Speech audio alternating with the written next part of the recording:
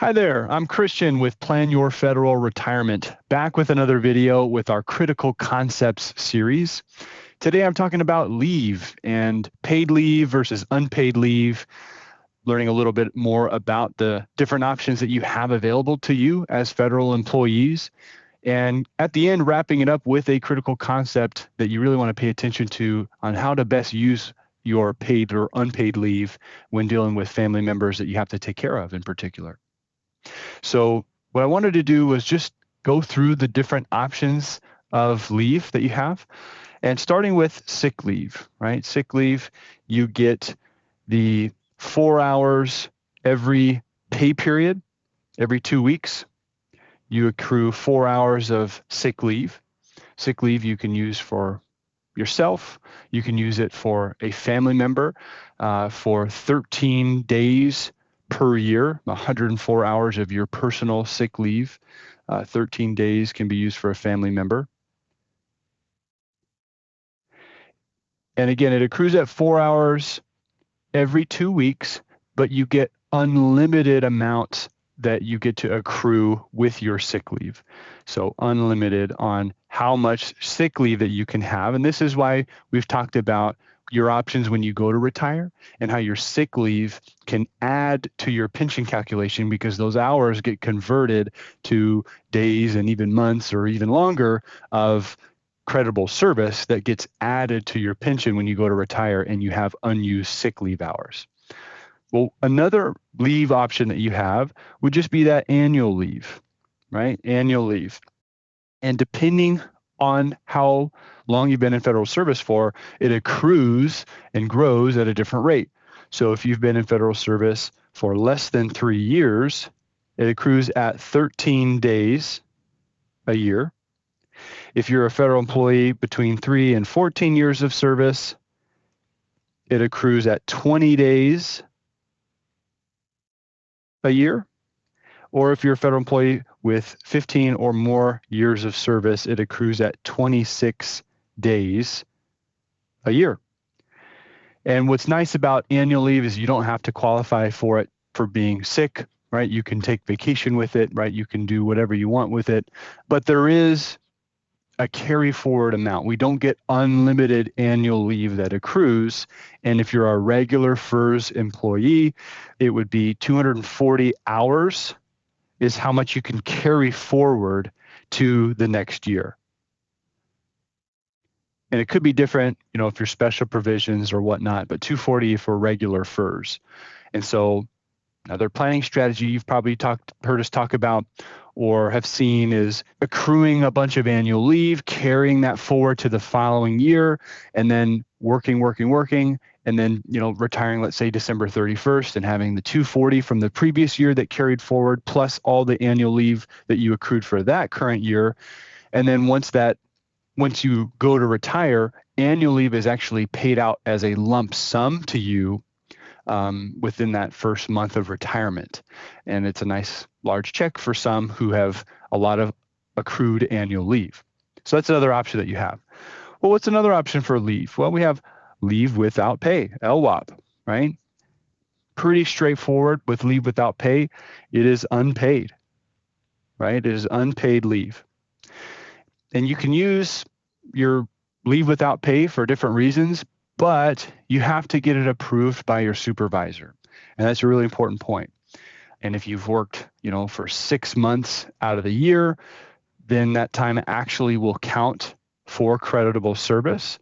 If you've used more than 6 months out of the year, so if you go 6+ months, then that time does not count for FERS. Does not count for FERS. So good news is you could take up to 6 months out of the year for leave without pay, and that time would still count towards your creditable service. Another option that you have available to you would be FMLA, the Family and Medical Leave Act.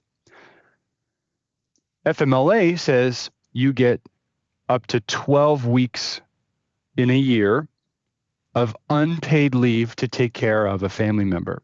So again, this one is unpaid, but you get to take care of a family member. You do have to meet the qualifications for doing so, right? They have to be, there's got to be a serious illness, either it be mental or some serious health condition. There has to be some sort of maybe an injury or impairment, and maybe they're hospitalized, right? So you have to meet the definition by law for getting approval under FMLA. So it is another option that you have available to take care of a family member, especially if we go back up to our sick leave up here and we can only use 13 days for a family member. So if you burn through your personal sick leave to take care of a family member, FMLA could be a good option to take care of a family member.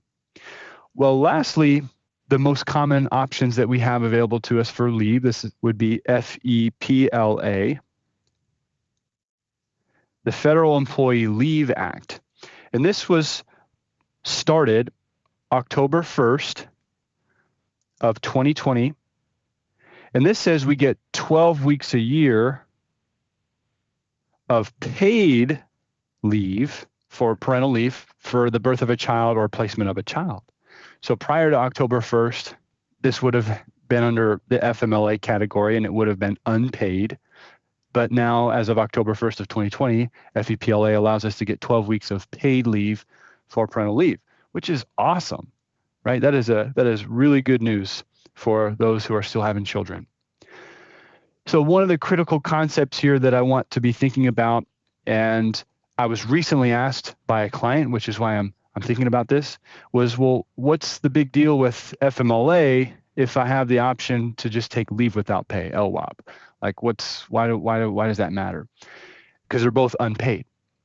And the biggest reason is, and I hinted at this earlier, is that leave without pay has to be approved by your supervisor, right? So if you have all the reasons in the world to take off time of work, you still have to go to somebody, your supervisor, and they have to sign off on it, and they have to agree to you taking off work to doing so. Versus FMLA, on the other hand, if you meet the definition for taking care of a family member, your supervisor doesn't have to approve it. It's just automatically going to be given to you in the sense that by law, they have to, right?